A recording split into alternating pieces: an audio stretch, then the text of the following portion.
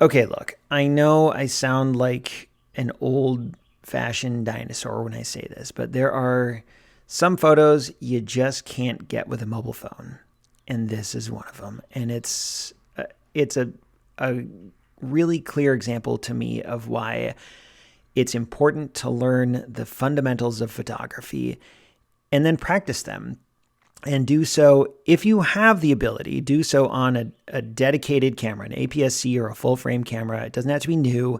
The gear I shoot with is all 10 years old, some even more.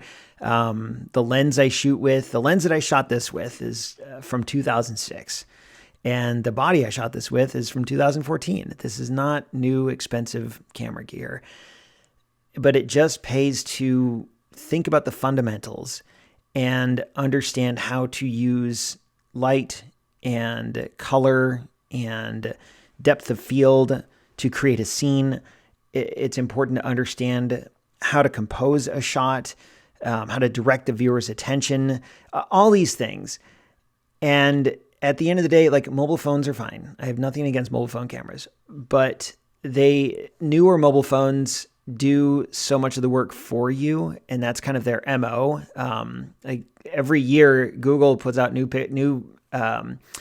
features for the Pixel cameras that let you do things that you normally wouldn't do with a mobile phone camera, like put yourself in a photo by handing the photo to someone else, and then it like immediately photoshops you in, and they generate things, they erase things, like do all these things for you.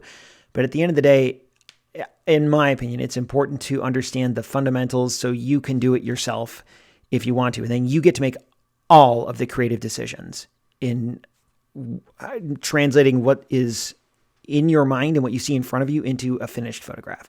That's what happened here. This little owl is about, less than an inch tall, maybe 3/4 of an inch tall.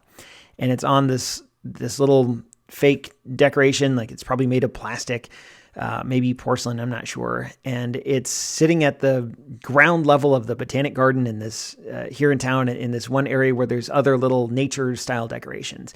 And I saw this owl and I thought, I want to take that owl's picture. I know that there's a good photo in here.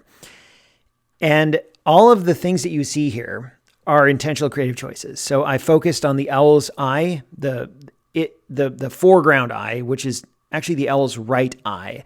I wanted that eye to be in focus and the other eye not so much.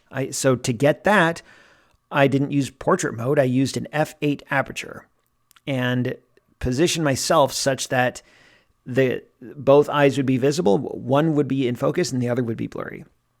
I wanted the owl to be in the subject, and I want it to be lined up on the left-hand third, and then that other little, I guess it's a birdhouse, I'm not sure, that other thing on the right-hand side to be in the foreground, blurry, as a bit of added context for the owl. I wanted everything else in the shot to be blurry. I wanted the lighting to be what it is. So I paid attention to where's the light coming from, where should I position myself.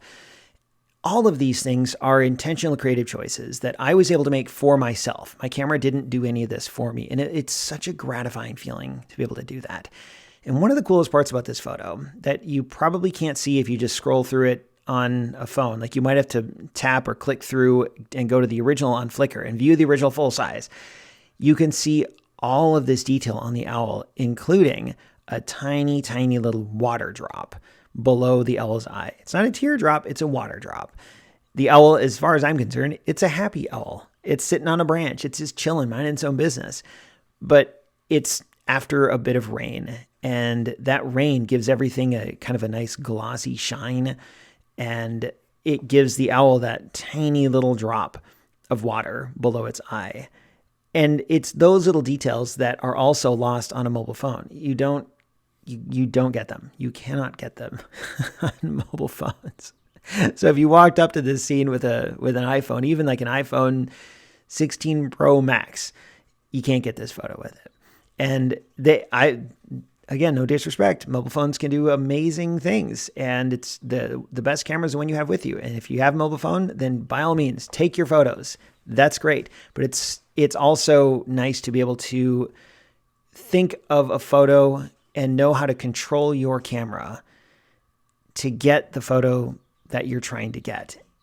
it's such a cool feeling. So anyway, this little owl perched on this branch, it's a great photo. I hope that's not narcissistic for me to say that. I really like this photo. I like how simple it is, and I like that it's got some personality, and I like that it's like follows the basics, and it does it, in my opinion, pretty well.